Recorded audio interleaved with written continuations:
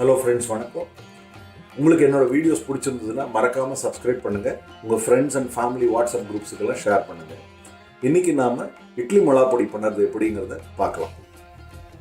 தேவையான பொருட்கள்: கடலை பருப்பு 1 கப், உளுத்தம்பருப்பு 1 கப், உடைச்சக்கடலை 1/2 கப், கருவேப்பிலை 1½ கப், பெருங்காயம் ஒரு பெரிய துண்டு ஒரு 15-16 கிராம் அளவு இருந்தால் போதும், உப்பு 2 டீஸ்பூன், சிகப்பு மிளகாய் 150 கிராம்.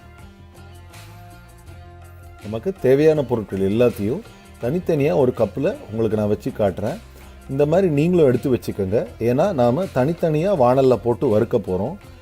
பெருங்காயம் அளவு உங்களுக்கு தெரியணும்னா இப்போ காட்டுற பெட்டியில் 1/3 பங்கு எடுத்துக்கிட்டால் போகிறோம். பெருங்காயத்தை கொஞ்சம் சூடு பண்ணால் இல்லை மைக்ரோவேவில் வச்சா அது கொஞ்சம் மிருதுவாயிரும். அதை நாம் இப்படி சின்ன துண்டாக எடுத்து வச்சுக்கிறோம். இப்போ நம்ம எடுத்து வச்சுருக்க பருப்பை தனித்தனியாக எடுத்து ஒரு வாணலில் போட்டு பொன்னிறம் ஆற வரைக்கும் வறுக்கணும். இதை நாம் ஏன் வறுக்கிறோன்னா, ஒன்று வாசனைக்காக பண்ணுறோம், 2வது ஈரப்பதம் இருக்கக்கூடாதுன்றதுக்காக பண்ணுறோம்.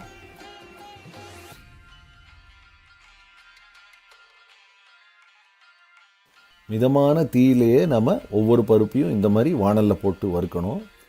இப்போது நாம் இதில் பெருங்காயத்தையும் சேர்த்து வறுக்கலாம்.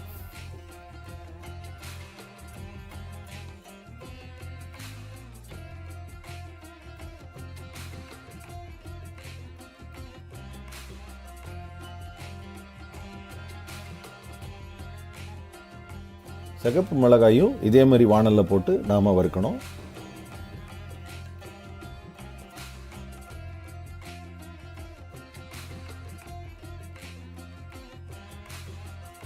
வறுத்த பொருள் எல்லாம் தனியாக கப்பில் போட்டுட்டு அப்படியே ஆறட்டும்.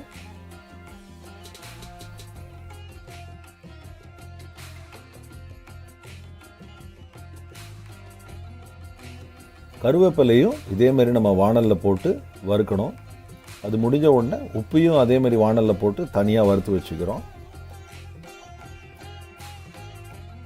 இப்போ வறுத்த பொருள் எல்லாத்தையும் ஒரு மிக்சியில் போட்டு நாம் அரைக்க போகிறோம்.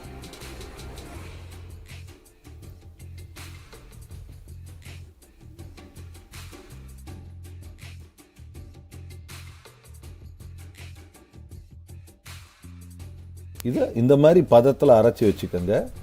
கொஞ்சம் நரநரப்போடு இருக்கணும். உங்கள் வீட்டில் மிளகாப்பொடி ரொம்ப நைஸாக இருக்கும் அப்படின்னா நீங்கள் அதுக்கேற்ற மாதிரி அரைச்சிக்கலாம். மிளகாப்பொடியை நீங்கள் இந்த மாதிரி வீட்டில் அரைச்சி பண்ணுறது வந்து ரொம்ப சுலபம். அதே மாதிரி ரொம்ப சோயாவும் இருக்கும். நமக்கு ஏற்ற மாதிரியும் நம்ம பண்ணிக்கலாம். அது இப்போது சுவையான இட்லி மிளகாய் பொடி தயார்.